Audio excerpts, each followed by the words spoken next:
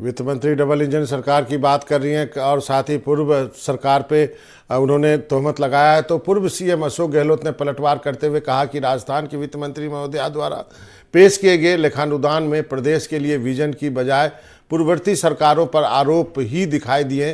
वित्त मंत्री ने कहा कि राजस्थान सरकार पे कर्ज 2 लाख करोड़ बढ़ गया है, पर मैं उनकी जानकारी में लाना चाहता हूं कि भारत सरकार पर यूपीए सरकार के समय 2014 तक 55 लाख करोड़ रुपए का कर्ज था, जो 2023 तक 106 लाख करोड़ रुपये बढ़कर 161 लाख करोड़ रुपए हो गया। राजस्थान सरकार के सभी फाइनेंशियल इंडिकेटर भारत सरकार से बेहतर रहे हैं।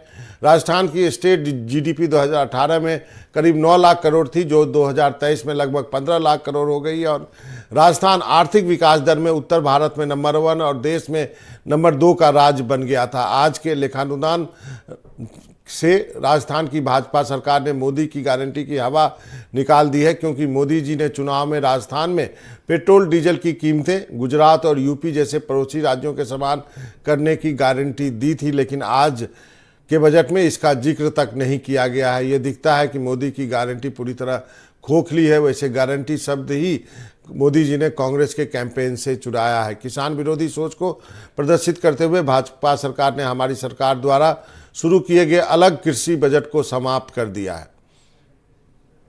जी, तो हमारे साथ जो है मेहमान जुड़ गए हैं। सचिन जैन है बीजेपी के, डॉक्टर सीबी यादव जो हैं कांग्रेस के, राजेश तिवारी जी भी हमारे साथ जुड़े हैं, साथ में नीरज हैं स्टूडियो में। सबसे पहले सचिन जी आपके पास आना चाहता हूँ। आपने देखा कि अशोक गहलोत ने क्या ट्वीट किया, क्या कहेंगे उस पर? उनका कहना है कि उनके समय में राजस्थान नंबर 1 प्रदेश बन गया था उत्तर भारत में और नंबर 2 प्रदेश था पूरे देश में। भारती जी को नमस्कार। सर्वप्रथम मैं एनडीटीवी के दर्शकों को अभिवादन करना चाहूंगा जी। और मैं, जैसा कि आपने बताया कि अशोक गहलोत जी तो गहलोत नहीं, हम उनको गहलूट सरकार बोलते हैं, क्योंकि उन्होंने अपने कार्यकाल में लूट के अलावा कुछ भी नहीं किया।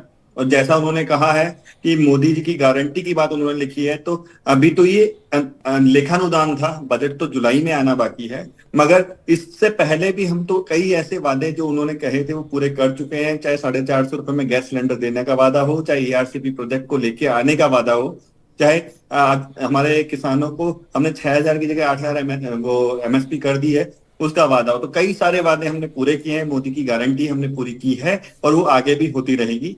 दूसरी बात, उन्होंने ये बोला कि राजस्थान नंबर 1 था, वो था चोरी में, वो था महिलाओं पे हुए। उन्होंने आंकड़े भी सचिन जी, उन्होंने आंकड़े भी कुछ दिए हैं। 9 लाख करोड़ 2018 में और 2023 में 15 लाख करोड़ स्टेट जो है वो जीडीपी, वो आंकड़े भी उन्होंने दिए। तो उन्होंने आंकड़े दिए हैं, तो हम राजस्थान के आंकड़े बताते थे कि 2018-19 में 3.11 लाख करोड़ का हमारे यहाँ पर लोन था, जिसकी जगह 2024 में अभी ये लोन बढ़ के 4.8 लाख करोड़ हो गया है, यानी 3 से 5 लाख का 5 करोड़ के आसपास पहुंच गया है। तो 60% इंक्रीज हो चुका है पिछले 5 सालों में। और उनका जो जीएसडीपी था 34% था, वो बढ़कर 39 पॉइंट समथिंग परसेंट हो चुका है। तो आंकड़ों की बात करें तो कांग्रेस सरकार हर आंकड़े में फेल हुई है। साथ ही साथ उन्होंने 2024 में जो बजट घोषणाएं की, लोक लुभावन या कहें कि खाली रेवड़ियां बांटी, उनका वो 18,000 करोड़ के डेफिसिट पे खड़े हैं, जो कि 2000। लेकिन जनता तो सचिन जी करोड़ का डेफिसिट, लेकिन सचिन जी, जनता तो उम्मीद कर रही थी कि थोड़ा पेट्रोल डीजल में राहत मिलेगा। पेट्रोल डीजल में राहत जरूर मिलेगा, वो मिलेगा जून जुलाई के बजट में। हाल फिलहाल तो जो भी अभी घोषणाएं हुई हैं उनमें कहीं पे भी क्या कहते हैं, ऐसा नहीं लगा कि ये आगे नहीं होगी कोई घोषणा, क्योंकि 4 महीने का लेखानुदान था। ये लेखानुदान में भी काफी कोशिश की है उन्होंने कि अपनी बातों को पूरा करें। अभी जून जुलाई का बजट आना बाकी है, सारी राहत। यादव जी के पास चलते हैं। यादव जी, आपको क्या काउंटर करना है सचिन जी को? शुक्रिया मनोरंजन जी। जब नई सरकार आती है और वो पहला अपना बजट या लेखानुदान पेश करती है, तो 2 महत्वपूर्ण चीजें होती है। इसमें ये सब महत्वपूर्ण चीज होती है कि वो जनता को ये बताए कि हमारी दशा और दिशा क्या होगी। मैं पूरे बजट को एक एक्सपर्ट के तौर पे भी देख रहा हूं, तो पूरा बजट भ्रमित करने वाला है। इसमें कोई विजन तो छोड़िए, भ्रम की स्थिति पैदा कर दी है। जैसे मैं आपको एक ओल्ड पेंशन स्कीम, जो एक बड़ा मुद्दा रहा चुनाव के भीतर, जो राजस्थान ने पहला राज्य था जिसने ओल्ड पेंशन स्कीम दी, अब पूरा कर्मचारी संगठन कह रहे हैं भाई आपका स्टैंड क्या है इस बजट में, क्योंकि इसमें तो कोई वित्तीय एलोकेशन की तो बात ही नहीं। इस बजट में केवल ये नीतिगत बात होनी चाहिए थी, भाई ओल्ड पेंशन स्कीम पर आपका स्टैंड क्या है, उस पर एक शब्द नहीं बोला गया है। इसी तरह से दूसरा मुद्दा था, वो महत्वपूर्ण मुद्दा था, वो पेट्रोल डीजल की कीमतों को लेकर के था। और सभी लोग कम से कम इस बात पे तो आशा कर ही रहे थे कि मोदी जी बार बार चुनाव में इस बात को इतनी जोरदार तरीके से कह रहे हैं कि जैसे तो दूसरे दिन सरकार आएगी तो पहली कैबिनेट के अंदर ये फैसला हो जाएगा। तो उससे आज यूटर्न ले लिया है भारतीय जनता पार्टी ने, पूरी तरह से यूटर्न ले लिया है। चिरंजीवी योजना, मनोरंजन भारती जी आपने भी कवर किया होगा। चिरंजीवी योजना है ऐसी योजना न केवल देश में बल्कि दुनिया की एक ऐसी सोशल सिक्योरिटी की योजना थी। अभी उन्होंने उसका नाम बदला है आयुष्मान भारत योजना, लेकिन आयुष्मान भारत योजना सिर्फ नाम बदला है या आयुष्मान भारत योजना जो केंद्र सरकार की लागू कर रहे हैं, क्योंकि केंद्र सरकार की लागू करते हैं तो बेनिफिशियरीज ही पूरे बदल जाएंगे, पूरे बेनिफिशियरीज। फिर चिरंजीवी योजना तो सब लोगों के लिए होती है, ये अभी इसमें क्लियर नहीं है। और मनोरंजन भारती जी दो चीजों की तो इन्होंने कमिटमेंट किया है गारंटी के तौर पर। एक था प्रधानमंत्री सम्मान निधि को 12,000 ईयरली करना, और दूसरा था गेहूं की फसल को 27 रुपए में, ये तो मैनिफेस्टो में लिखा था। हालांकि यहाँ पे बाजरा सबसे ज्यादा होता है तो उसकी गारंटी की थी। और ये गारंटी किस तरह की चीज होनी चाहिए, कोई एमएसपी बढ़ाने की बात नहीं है।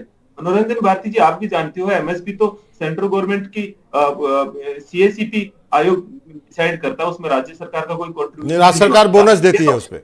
हाँ बोनस देती है। ये तो भावांतर होती है कि जैसे आप मार्केट बजट में 125 रुपए का बोनस दिया, 125 रुपए का एक एक करके, वो डिफरेंस जो है वो राज्य सरकार देगी। जैसे पहले मध्य प्रदेश में भी ये भावांतर योजना लागू की गई थी। अब ये कह रहे हैं हम तो एमएसपी पे बोनस देंगे। एमएसपी पे तो खरीद ही 4 से 5% होती है, तो उस बोनस का कोई मतलब ही नहीं है, और वो भी 150 रुपए का। ठीक है ठीक है। लास्ट चीज और बता रहा हूँ, एक चीज और बता देता हूँ, ये 150 रुपए बुजुर्गों की पेंशन बढ़ाई गई है, ये तो सोशल सिक्योरिटी एक्ट में ऑटोमेटिक प्रावधान है कि 15% हर साल बढ़ेगा। तो कुल मिलाकर पूरा गुमराह कर दिया है नागरिकों को। राजीव जी के पास चलता हूँ। राजीव सर आपका क्या ऑब्जर्वेशन है ये आज वोट ऑन अकाउंट? देखिए खाली लेखानुदान है और इसमें कोई बहुत बड़ी घोषणा नहीं है। जो लोग उम्मीद कर रहे थे, सबसे बड़ी जो मोदी जी भी गारंटी देके जा रहे थे पेट्रोल डीजल पर वैट कम करने की, तो वो इसमें कहीं इसकी घोषणा नहीं है। आरजीएचएस, फिर ये आपके जो चिरंजीवी योजना, बाकी जो घोषणाएं हुई है जैसे इलेक्ट्रिक बसें 500 चलाई जाएंगी 4 शहरों में, तो 1000 बसों की तो खाली जयपुर में जरूरत है, क्योंकि अभी 200 बसें चल रही हैं जब होनी चाहिए 1500 बसें। बुजुर्गों को 20% का फायदा दिया है, तो आप वहां पर उन रूटों पे बसें ही नहीं है, तो बसों में आजकल बुजुर्ग सफर ही कम कर रहे हैं। तो जब रोडवेज में आपके पास साधन ही नहीं है, तो आप किसी को उसमें वो दे देंगे, छूट दे देंगे, तो उसका कोई विशेष फायदा उनको मिलेगा नहीं। इसमें एक बस वो थोड़ा सा मुझे ठीक लगा कि ग्रामीण जो गरीब महिलाएं हैं उनमें अगर बालिका पैदा होती है तो 1 लाख रुपए का जो बॉन्ड उनको दिया जाएगा, तो वो एक ठीक है उनके लिए। बाकी और ऐसा कुछ नहीं है। जैसे अब खुद मुख्यमंत्री ने घोषणा करी थी 30 जनवरी को कि 1500 रुपए कर देंगे बुजुर्गों की जो पेंशन है, जो अभी 1000 मिल रही थी उसको 1500 कर देंगे। अब इसमें घोषणा हुई है 1150 करेंगे, तो 1150 तो वो अपने आप हर साल उसमें जो परसेंटेज बंधा हुआ है उस हिसाब से बढ़कर हो जाती, 150 रुपए बढ़ जाते। 500 रुपए जब मुख्यमंत्री खुद घोषणा कर चुके हैं तो वो इस लेखानुदान में आनी चाहिए थी अंतरिम बजट में जी। वो नहीं आई। इसके लिए जो और मंदिरों के पुनर्निर्माण और उनके जीर्णोद्धार के लिए 300 करोड़ रुपए वहां दिया है, तो ये घोषणा भी कांग्रेस सरकार में हो चुकी थी कि जो प्रमुख मंदिर हैं राजस्थान के, उनमें कॉरिडोर वगैरह बनाने के लिए होगा। उस जी गोविंद देव जी का मंदिर है, खाटू के श्याम जी का है, और जो दूसरे रामदेवरा है और मंदिर है वहां पे ये होगा। 70,000 जो भर्तियां हुई है नई की घोषणा करी है, उसमें कोई इन्होंने प्लान नहीं दिया है कि किस तरीके से भर्ती होंगी वो और कब से होंगी जी। अभी घोषणा ये है या वो जो मूल बजट आएगा, मुख्य बजट आएगा, उसके अंदर इसका कोई समावेश होगा, क्या होगा, तो ये देखा जाए। और दूसरी चीज, लगातार भाषणों में कहा जा रहा है कि पिछली सरकार ने कर्ज के गड्ढे में डाल दिया राजस्थान को, तो यहां आपने राजस्व को बढ़ाने के लिए कोई ठोस योजना पेश नहीं करी है कि हमारे को यहां से पैसा आएगा और वो इन योजनाओं में जाएगा। जरूर नहीं। अब मुझे लगता है मेट्रो कि के विस्तार की बात करिए तो मेट्रो का विस्तार भी आप देखिए कि गहलोत सरकार में डीपीआर बनने की घोषणा हो चुकी। हाँ, आपका बड़ी चौपड़ से लेके दिल्ली रोड तक वाला जो था उसके अंदर थोड़ा सा उनका वो हो चुका।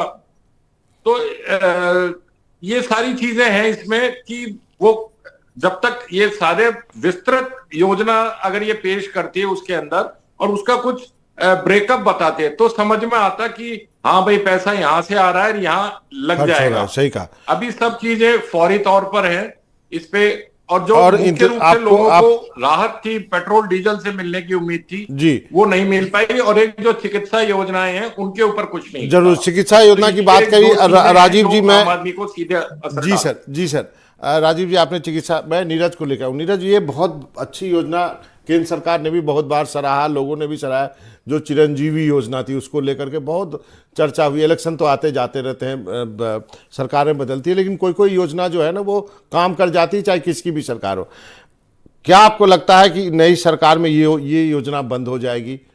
देखिए, योजना चलेगी, योजनाओं के जो नाम हैं नाम परिवर्तित होते रहेंगे और ऐसा होता भी रहा है।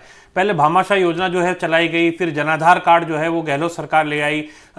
इसके अलावा अगर चिकित्सा योजना की बात करें तो चिकित्सा योजना का नाम बदल करके जो है मुख्यमंत्री चिरंजीवी स्वास्थ्य बीमा योजना जो है वो कर दिया गया। अब आयुष्मान भारत योजना जो है केंद्र सरकार की योजना है, तो आयुष्मान भारत योजना जो है उसी को राज्य में बीजेपी की चूंकि सरकार आ चुकी है तो ये चलाना चाह रही है। तो कुल मिलाकर के उसी के तहत इन सेवाओं को लाया जाएगा। और इसके साथ में आज महत्वपूर्ण घोषणा एक ये भी की है कि जो कैंसर के पेशेंट है या अन्य है उनके लिए आईपीडी के साथ डे केयर जो है उसको भी इसमें शामिल करने की घोषणा आज वित्त मंत्री ने की है।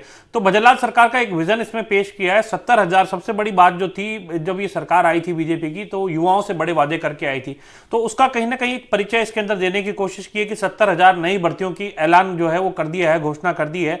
तो यानी इसी वित्तीय वर्ष में वो देनी होगी। उसका रोड मैप अब रोड मैप जो है वो सरकार को रखना होगा, लेकिन ये जरूर बता दिया है कि भर्ती कैलेंडर जो है वो परीक्षा एजेंसियां जारी करेंगी, चाहे आरपीएससी हो, चाहे कर्मचारी चयन आयोग हो या अन्य एजेंसियां हो जो परीक्षा कराने वाली हो, उसको रोड मैप रखना पड़ेगा और वार्षिक कैलेंडर जो है वो जारी करना पड़ेगा।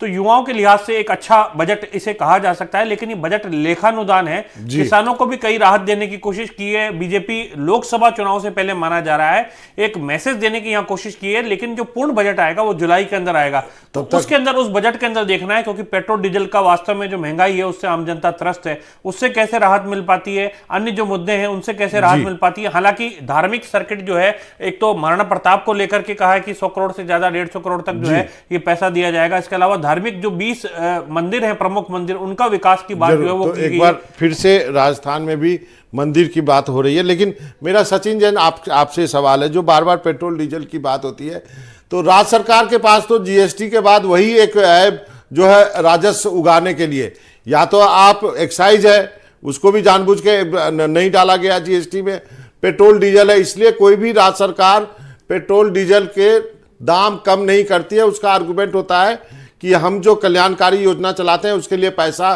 कहां से लाएंगे। क्या लगता है आपको? आप जो कह रहे हो बात भारती जी बिल्कुल सही है, मगर जैसा कि हमने पहले भी कहा कि मेन बजट जब आएगा जून जुलाई में, तब इसके ऊपर जरूर प्रतिवेदन लिया जाएगा, क्योंकि जो हमने कहा या विपक्ष भी कह रहा है कि मोदी की गारंटी है, तो उस गारंटी को भी पूरा किया जाएगा। उसमें भी राहत की पूरी गुंजाइश है, जितनी गुंजाइश होगी उतनी की जाएगी। अन्य वैकल्पिक स्रोतों के ऊपर ध्यान दिया जाएगा और सबसे पहले आधारभूत संरचना को डेवलप किया जाएगा, अपना कैपेक्स बढ़ाया जाएगा, क्योंकि जैसा कि पूर्ववर्ती सरकारों ने घोषणाएं तो की, मगर कैपेक्स में कोई उन्होंने इंप्लीमेंट नहीं किया। पिछला बजट भी यही है कि कैपेक्स में जितना बोला गया उससे आधा खर्चा भी नहीं किया गया। तो वो एक चीजों को हमें देखना है, क्योंकि कैपेक्स जब बढ़ेगा तो ही हमारी राजस्थान रुग्ण से विकासशील और विकसित देश राज्य की ओर बढ़ेगा। जरूर। रही बात जितना प्रावधानों की बात की, उसमें सबसे ज्यादा जो चीज है गरीब लोगों के लिए भी जो रखी गई थी, वो अन्नपूर्णा योजना के अंदर भी उन्होंने अपना कंट्रीब्यूशन बढ़ाया है। शिक्षा के विकास, पिछड़ी विधानसभाएं जहां वंचित रह गया था विकास, उसके लिए भी 1,000 करोड़ का प्रावधान किया गया। लेकिन जैन साहब, आपको लगता नहीं है कि यदि ये वोट ऑन अकाउंट ही था तो आपको लोकसभा चुनाव को देखते हुए कुछ तो ज़्यादा घोषणाएं कर सकते थे आप, कुछ तो लुभाने के लिए कर सकते थे। आपने एक मौका शायद खो दिया, मुझे लगता है। आपने जैसे हमारा सेंट्रल बजट भी देखा होगा, और जैसा हमारे जो माननीय मोदी जी की सरकार है वो कभी भी कोई भी बजट से रिलेटेड घोषणा नहीं करती है, इलेक्शन से रिलेटेड घोषणाएं नहीं करती है। वो कार्य करती है जो कि धरातल पे आ नहीं, 2019 में किया था, इस बार नहीं किया। हमारे सचिन जी, भविष्य के लिए सोचा 2019 में किया था, गोयल साहब ने किया था 2019 में, इनकम टैक्स भी कम किया था। इस बार नहीं किया, शायद इस बार कुछ अलग चीज दिमाग में है। डॉक्टर यादव साहब, आप राज्य सरकार यदि पेट्रोल डीजल के दाम घटा दे तो फिर पैसा कहां से लाएगी? कांग्रेस की सरकारें भी तो नहीं घटाती है ना। वही एक आमदनी का जरिया क्या है राज्य सरकार के अलावा? जीएसटी के अलावा क्या है? पेट्रोल और एक्साइज, जो कि शराब है, दो ही चीज है स्टेट के पास। ये बात तो कांग्रेस सरकार पहले कह ही रही थी ना, लेकिन जब आप जनता के बीच जाते हो और कमिटमेंट करते हो तो फिर उस कमिटमेंट का कोई मतलब ही नहीं रह जाता है। इसका मतलब यही हुआ ना कि फिर कमिटमेंट क्यों करें, क्यों जाए? हम कुछ भी भाषणों में बोल देंगे, कुछ भी बोल देंगे और जनता को लुभा लेंगे, वोट ले लेंगे, फिर मुकर जाएंगे। जब आप कमिटमेंट करते हो, जैसे कांग्रेस पार्टी कोई कमिटमेंट करती है तो पूरी स्टडी करके ही तो करती है। अब ये इनका कमिटमेंट था कि हम जैसे सत्ता में आएंगे तुरंत रेट को अन्य राज्यों के बराबर करेंगे, और उससे इनका ये कहना था कि उससे हमारी खपत बढ़ेगी और हमारा रेवेन्यू बढ़ जाएगा। इनकी अपने आकलन है, तो मैं उस कमिटमेंट की बात कर रहा हूँ। और दूसरा, जैसे कमिटमेंट ही होता है, जैसे पेपर लीक का एक होता है, उन्होंने उठाया, तब भी कांग्रेस सरकार बार बार ये कह रही थी पेपर लीक का मामला कोई एक प्रदेश का मामला नहीं है, एक राष्ट्रीय समस्या है। और सबसे ज्यादा पेपर लीक गुजरात में हुए थे और राजस्थान सरकार ने बहुत कठोर कानून बनाया।